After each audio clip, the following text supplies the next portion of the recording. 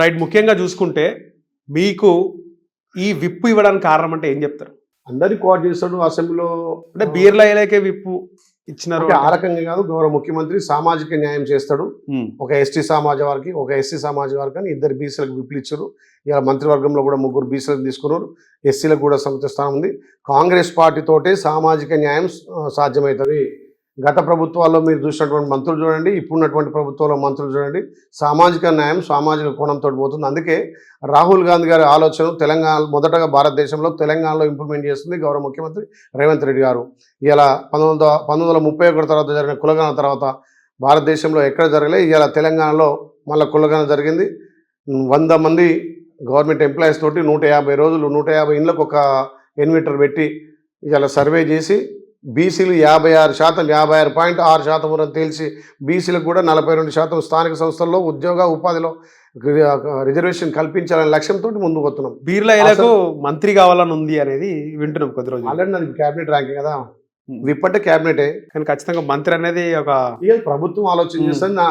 మంత్రి బీర్లా ఇలయ్య బీర్లైలే అవసరం ఎక్కడ పార్టీకి ఉంటే అక్కడ పార్టీ. అందుకే ఎక్కువ నియోజకవర్గానికి తీసుకుపోతుండు రేవంత్ రెడ్డిని, బాగా ఫోకసింగ్ ముఖ్యమంత్రి కాబట్టి పనుల కోసం రేవంత్ రెడ్డి గారితో కలవడం జరుగుతుంది. ఇప్పటికి 45 సార్లు రేవంత్ రెడ్డి గారిని కలిసినాం, మా ముఖ్యమంత్రిని కలిసినాం.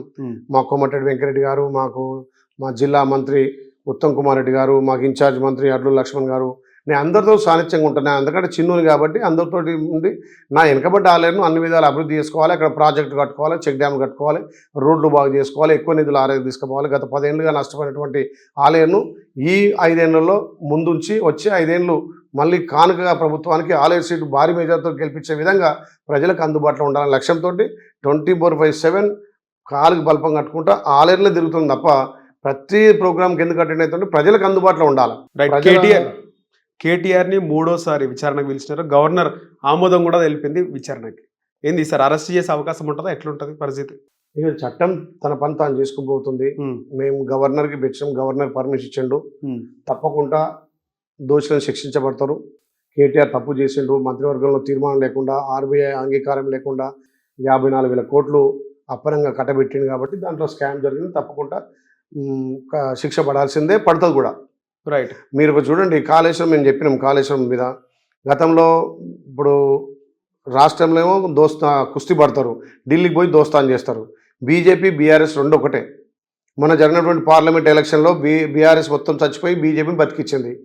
మొన్న ఇప్పుడు జరిగినటువంటి అసెంబ్లీ ఎలక్షన్లో బీజేపీ వాళ్ళు బీఆర్ఎస్ సపోర్ట్ చేస్తున్నారు. అంటే 2 అన్నదమ్ముల పాత్ర కలిసి పనిచేస్తున్నారు. ఆ కాళేశ్వరంలో మేము సిబిఐకి ఉపయోగమంటే మొన్ననే సిబిఐకి కూడా మా ప్రభుత్వం ఒప్పచెప్పింది. మరి కాళేశ్వరం నిగ్గు తెలిసి సిబిఐ అయితే సెంట్రల్ గవర్నమెంట్ చేతిలో ఉంటుంది కదా, మరి కేసీఆర్ మీద విచారణ చేయాలి కదా. అంటే అది వాళ్ళ విజ్ఞతగా చూస్తున్నాం. మేము ఏది ఉన్నా కక్ష సాధింపు లేకుండా పారదర్శకంగా చట్టం తన పని తాను చేసుకుపోతుంది. మేము చట్టాన్ని గౌరవిస్తాం, కోర్టులను గౌరవిస్తాం, రాజ్యాంగాన్ని గౌరవిస్తాం. రాజ్యాంగబద్ధంలో రాజ్యాంగ విరుద్ధంగా కాకుండా రాజ్యాంగబద్ధంగా మా ప్రభుత్వం మా పనితీరు ఉంటుంది. మేము ఎవరినో కక్ష సాధింపు చేయాల్సిన అవసరం లేదు. తప్పకుండా దోషులకు శిక్షించబడతారు. బీజేపీ కాంగ్రెస్ ఒకటే ఈ విధంగా కుట్ర చేస్తుందని చెప్పేసి బీఆర్ఎస్ అంటుంది. నేను అందుకే ఒక ఎగ్జాంపుల్ చెప్పిన, పార్లమెంట్ ఎలక్షన్లో మీకు అసెంబ్లీలో 38 సీట్లు వచ్చినాయి టీఆర్ఎస్కు. పార్లమెంట్కి వచ్చారు గుండు సున్నాయింది. ఎమ్మెల్సీకి వచ్చేసరికి అలా అభ్యర్థి దొరకలే. రేపు గ్రామాలలో కనీసం వాళ్ళకి నిలబడే క్యాండిడేట్ లేరు. మరి 8 సీట్లు గెలవడానికి బీఆర్ఎస్ బీజేపీకి సపోర్ట్ చేసిందే కాబట్టి మీ దోస్తానా మా దోస్తా. మొన్న రిగ్గింగ్ జూబ్లీస్ లో కూడా రిగ్గింగ్ చేసి అంటారు. ప్రజాస్వామ్యం ఎట్లా రిగ్గింగ్ అవుతుంది అనడానికైనా ఉండాలి. మరి నువ్వు బై ఎలక్షన్ అయిన దాంట్లో అప్పుడు మీరు గెలిచి రిగ్గింగ్ తోటి గెలిచిరా అంటే 2,500 వంచి ఓటుకి ఇష్టానుసారంగా డబ్బులు. అధికారం ఉంది కాబట్టి 3 సంవత్సరాలు ఇంకా అధికార పార్టీలో ఉంటే పనులు అవుతాయి. గత 10 ఏళ్ళుగా అక్కడ 3 సార్లు మాగంటి గోపినాథ్ గెలిపిస్తే ఆ జూబ్లీస్ అభివృద్ధి కాలేదు. నవీన్ అనే యువకుడు అధికారం లేకున్నా, ఎమ్మెల్యే కాకున్నా ప్రజలకు అందుబాటులో ఉన్నాడు. యువకుడు గౌరవ ముఖ్యమంత్రి రేవంత్ రెడ్డి గారు తనకు పోయి అసెంబ్లీలో కొట్లాడి మా జూబ్లీస్కి నిధులు తెస్తాడని నమ్మకంతో కాంగ్రెస్ పార్టీ చేస్తున్న అభివృద్ధి సంక్షేమానికి అది ఒక మైలురాయిగా జూబ్లీస్ గెలిపించారు. మరి వాళ్ళ మతుండి మాట్లాడతాడా కేటీఆర్, మతి లేక మాట్లాడతాడా?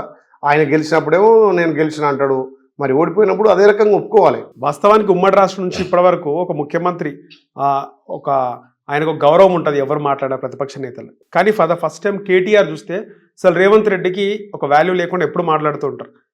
మంత్రులు కూడా పెద్దగా స్పందించారు. వాడు వీడు సన్నాసి. కేటీఆర్ కు సంస్కారం లేదు. ఎక్కడో అమెరికా బుట్టి పెరిగి వచ్చి ఉద్యమంలో లేడు. తండ్రి చాటు కొడుకు. ఒక పదవిని గౌరవించాలా. ముఖ్యమంత్రి పదవి అనేది, ఒక గవర్నర్ పదవి అనేది రాజ్యాంగబద్ధంగా వచ్చినవి. ప్రజాస్వామ్యబద్ధంగా ముఖ్యమంత్రి ఎన్నుకుంటాడు. ఇవాళ ఈ ముఖ్యమంత్రి ఉంటాడు, రేపు ఇంకో ముఖ్యమంత్రి ఉంటే ఎంతోమంది మారుతుంటారు. అధికారం కాదు, కానీ ఆ సీటుకు విలువ ఇవ్వాలి. ఇలా రేవంత్ రెడ్డి గారు 24 గంటలు పని చేసుకుంటూ పేదల సంక్షేమం కోసం ఒక్కరోజు కూడా నిద్రపోకుండా మా గౌరవ ముఖ్యమంత్రి పనిచేస్తున్నాడు.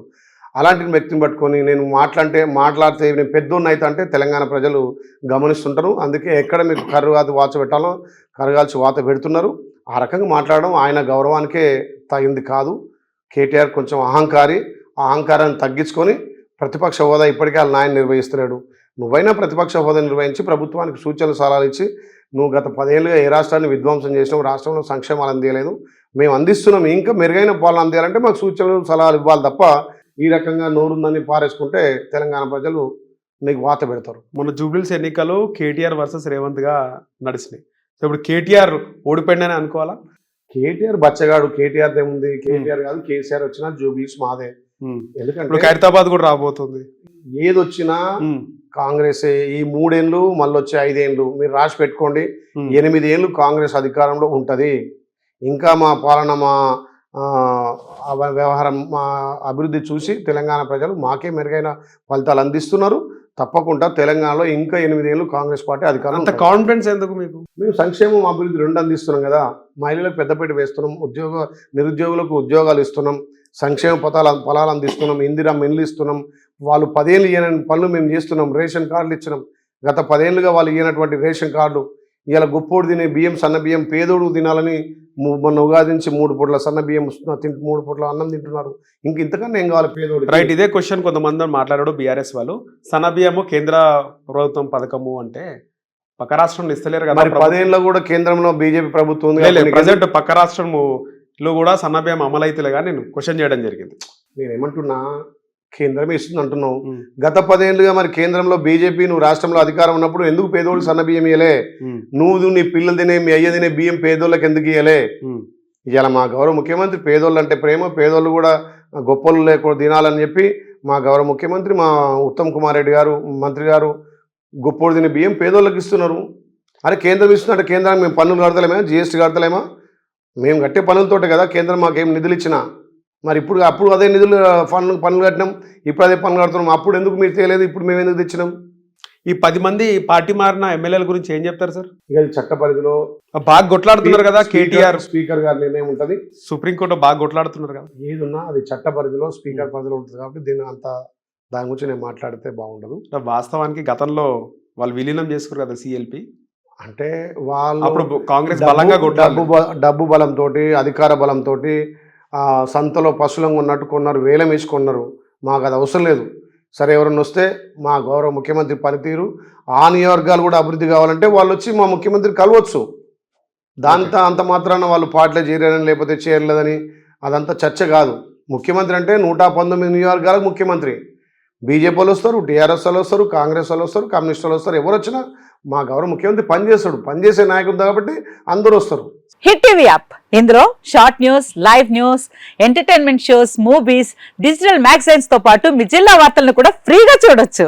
ఇంకెందుకు ఆలస్యం, వెంటనే హిట్ టీవీ యాప్ ని డౌన్లోడ్ చేసుకుని ఫ్రీగా ఎంటర్టైన్మెంట్ పొందండి. Hit TV app. Hit TV app. Please download hit TV app. Hit TV app ని ఫ్రీగా డౌన్లోడ్ చేసుకుని ఎంజాయ్ చేయండి. మీకు నచ్చిన ఎంటర్టైన్మెంట్ కోసం హిట్ టీవీ యాప్ ని ఫ్రీగా డౌన్లోడ్ చేసుకుని ఎంజాయ్ చేయండి. హిట్ టీవీ యాప్ ని డౌన్లోడ్ చేసుకుని ఆస్వాదించండి, ఆశీర్వదించండి. ఇంతమంది సెలబ్రిటీలు హిట్ టీవీ యాప్ ని డౌన్లోడ్ చేసుకోండి అని చెప్తున్నారంటే ఎంత మంచి యాప్ ఆలోచించండి.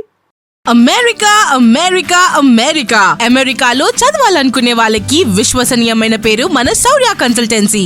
UK లో 1 year masters. UK లో 1 year masters. 2 years work permit up to 5 years visa. Contact Saurya Consultancy.